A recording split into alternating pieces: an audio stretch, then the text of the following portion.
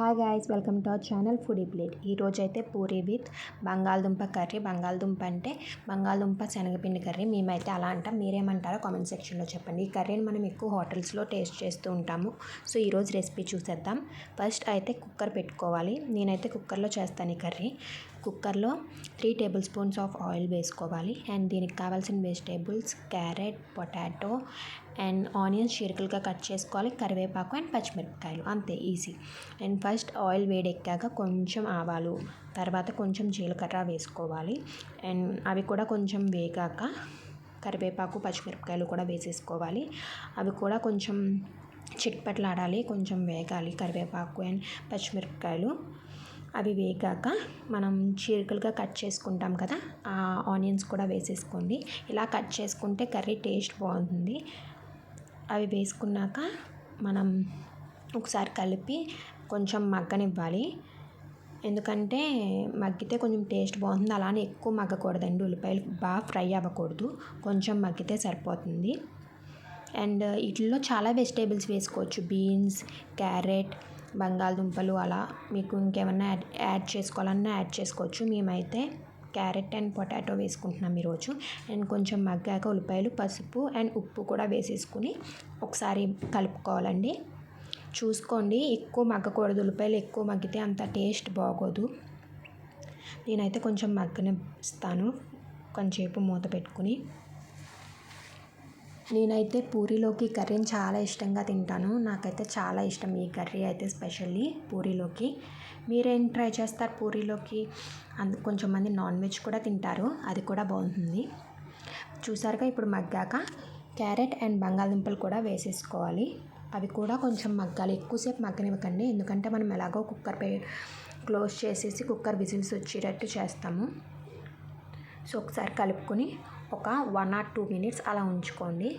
ఉంచుకున్నాక అప్పుడు మనం cooker పెట్టేస్తాము.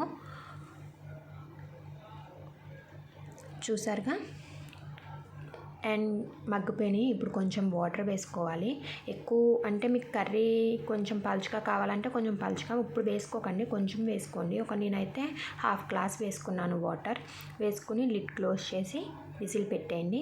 2 whistles వస్తే సరిపోతుందండి, ఎక్కువ విజిల్స్ వద్దు, ఎందుకంటే మళ్ళీ పేస్ట్ అయిపోతాయి వెజిటేబుల్స్. 2 విజిల్స్ వచ్చేసినాయి. ఇప్పుడైతే కుక్కర్ ఓపెన్ చేసేసి చూసేద్దాం ఎలా వచ్చిందో.